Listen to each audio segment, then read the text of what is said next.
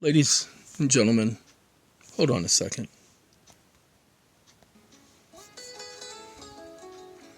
Ladies and gentlemen, I like this song a lot. I've listened to it about 20 times today. And I went to the city today, and you better believe everybody else was listening to this song too. And you want to know something? Quite a few people turned their heads to look. I know that this was a pretty good song. Okay? I just want to take the time to say that. I don't think she knows either, ladies and gentlemen. If only she knew. Hold on, what would you say? So do I. I don't think she knows, but I do.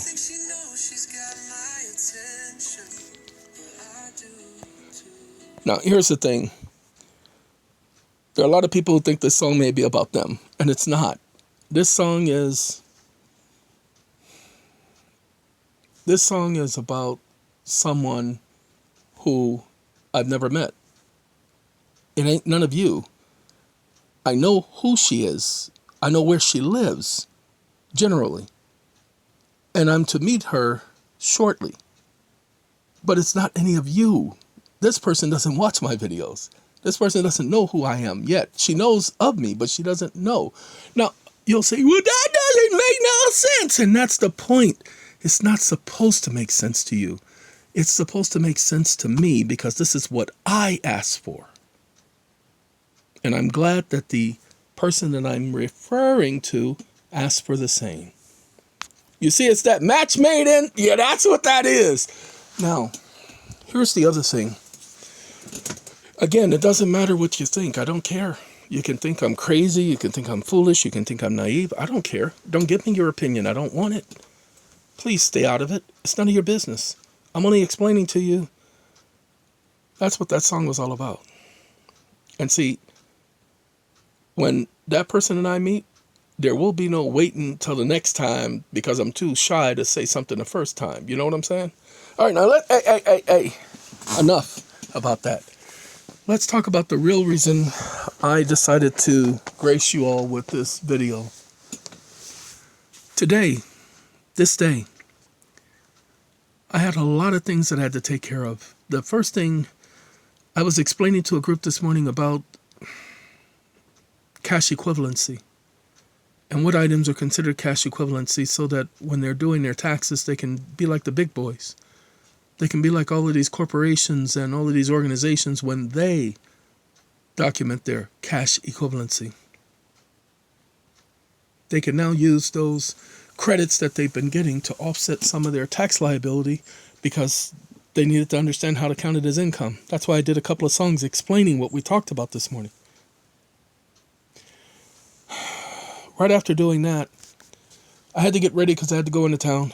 I have a used vehicle that I got from somebody, and I understand what they mean by money pits. I should have stopped when they told me, nah, we're not going to be able to fix that. You just spent $1,500 for nothing.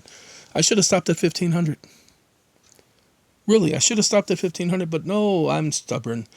So I went all in, and now we are at, that's me doing that, a little under $10,000, like $9,880. So it's $10,000. Ladies and gentlemen, because I still have to pay for the smog.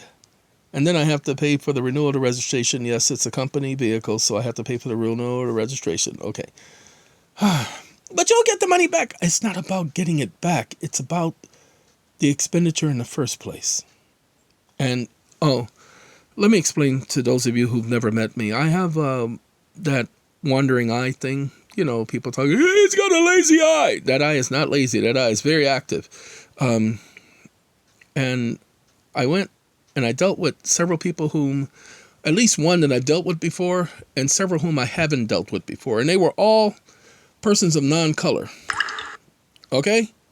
There was finally one person of color, but all persons of non-color. And while I'm sitting up there going to these shops that I'd never been to before, the guy says, did he give you a price? I said, no, he didn't. So he looks at the guy, well, what's the price? And the guy's miles 90. Now, I know that wasn't the price, but that's what he told him. And so I said, okay. And I paid. He didn't know that I saw him miles 90. Idiot. No, I won't go back there again. Then I went to another shop to get a oil change. And they quoted me a price of $119 for an oil change. Lord have mercy. Oh, but no. I want you to understand something, because we got to correct something. But they didn't have the oil filter at that facility. So he said I could go to O'Reilly's or AutoZone, which were right down the street, and I could get it from them and then come back with it, and they'll put it on and they'll change the oil. But they were going to charge me still the $119, which included the oil filter. And so I looked at them and I said, nah, we're heading down to Walmart anyway, so we'll get it done at Walmart. Walmart, $78 because of the oil. They didn't carry the synthetic oil. They didn't have it in stock at the time for their bay, because they had used it all up, because we went there later in the day. And so he says, but we can get it out of the store, and I just will offset the difference. And so that was $78 from the $58 price, because it was $20 for the oil. Okay, no problem. All right, fine. Got both cars with the oil change today. Cost me $120 to get 2 oil changes. Now remember, the first guy wanted to charge me $120 for 1 oil change, and then I had to go buy the filter. This is what I've been dealing with. Well, if we have to go get it from there, then I'm going to have to charge you for that. You're going to have to charge me because you're out of stock on a particular oil filter, but you claim you do oil changes? And now you're saying you're going to charge me because you're out of stock? Okay, no problem. I ain't got time. Didn't argue. Ladies and gentlemen, there was another guy. I've dealt with him before. Whew. This guy said, hey, they said this doesn't work, this doesn't fit. Can you take a look? He says, yeah. He says, look, I'm going to have to charge you about $115, but I can go ahead and retap that screw in that pipe and get that taken care of for you. Then after I retap that screw, I'll line these things up. I'll have to cut this one and realign it here. But then I can take care of that and get that done for you. And then I'll go ahead and take care of this. And he told me everything he was going to do. I get back, he has done everything. I said, everything go okay? He says, nah, because getting that thing in there, I had to do this and I had to do that. He explained the hassle that he had to go through. So when we get there, I said, how much? He says, 115. I said, there you are, make it for 125. He says, no, it's 115. I said, I'm the customer. I am right. You're going to make it for 125. He says, okay. And he took the 125. Got a $10 tip. $10 is not a lot. It's the gesture that he appreciated. I go to Taco Bell. There's a woman. She's getting $4.33 of a meal. I said, excuse me. I have to pay next. So you go ahead. That's on me. Add that to me. I'll take care of that. No. It's okay. No, miss. I must insist. You didn't do anything special. One of Jehovah's Witnesses. I do this all the time. I must insist. And so I took care of her meal. And then gave the person at the register the change. Keep that little coin stuff. I don't want that. Then after that, I go to the gas station. We get gas for both cars. Okay. There's something like, I think, was it $8 left? Now, I go to that gas station all the time. And I tell her, I said, look, I hate to do this to you, but I'm going to have you divide that up between the next couple of customers that come in. Why? Because it promotes their gas station. They're one of the cheapest gas stations in the area. And I told them because they were nice to me when I first got here. When I first went to that gas station, they treated me with respect.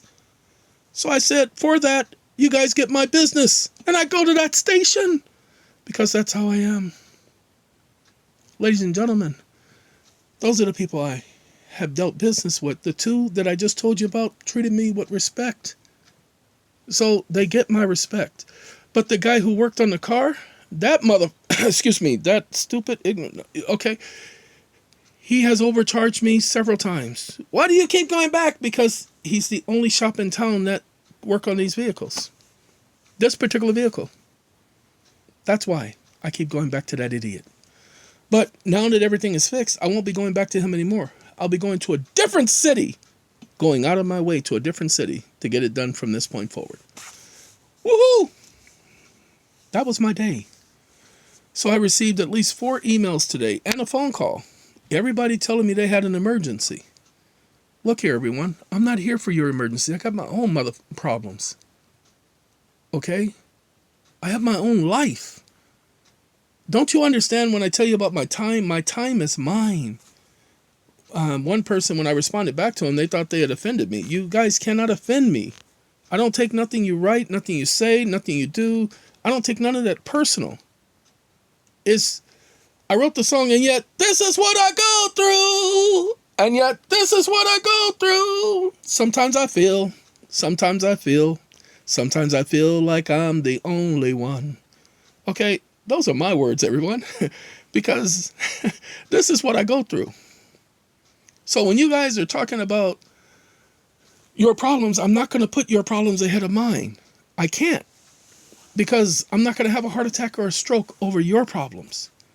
You can, but I'm not. So if you want me to put your problems ahead of mine, that's what the consults are for. That's where you get my undivided attention. Go talk to the people. One day I was very distracted with a young lady. I mean, very distracted. At the end of the consult, I said, no, this ain't going to work like this. I said, we're going to reschedule you, and gave her another full consult. So she got 5 hours worth of talk time with me and was able to resolve a couple of things, able to settle a couple of things, able to put herself in a much better position. So the same thing with the rest of you guys. I give my time to people. That's all I give. But I'm not going to do one-on-ones. I don't do one-on-ones that way. I don't take and answer just any question in an email. You ask me 3 or 4 questions, that's not going to work. That's not going to happen. You tell me you got a situation where you got no other options, that's your fault, not mine. But I didn't find your video until last night. Exactly, that's not my problem.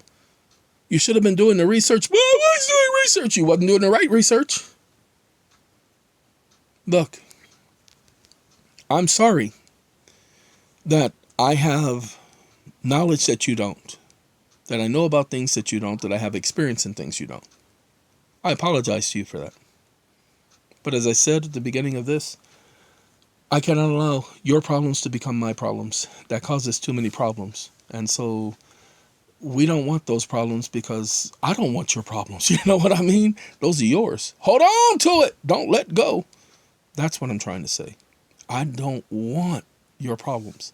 I'm going to let you hold on to your problems. And I'm hoping you can keep it right where it is, nice and snug. You know what I'm saying? Thank you for taking the time. Choo-choo. It's either a choo-choo train. Choo-choo train. That's right. We call them choo-choo train. Choo-choo-choo-choo-choo-choo-choo-choo-choo train.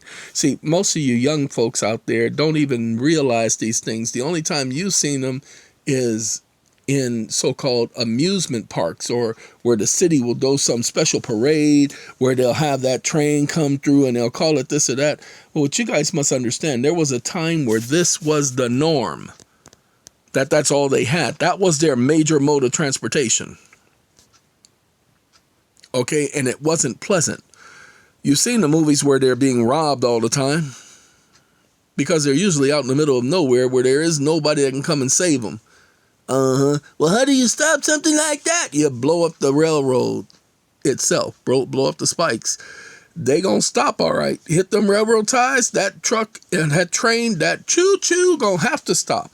So just think about if there were no cars, because before there were cars, you had this junk. Okay, you had steamboats and this junk. Then they came up with the cars. Other than that, it was horse and wagon, horse and buggy. But hold on now. Just imagine if you were living back in that day. Could you survive? No internet, no TV. No phone. Electricity? Yeah, or whatever. Okay. That's why that generation who understood this, who really knew this, who understood when the Industrial Revolution started and all that, they're gone. The next generation that came after them are on their way out too. We're losing all of it. So, nostalgia. Hey, I gotta go. Like I said, I want to thank you guys for letting me take the time. tell you about my day. Goodbye.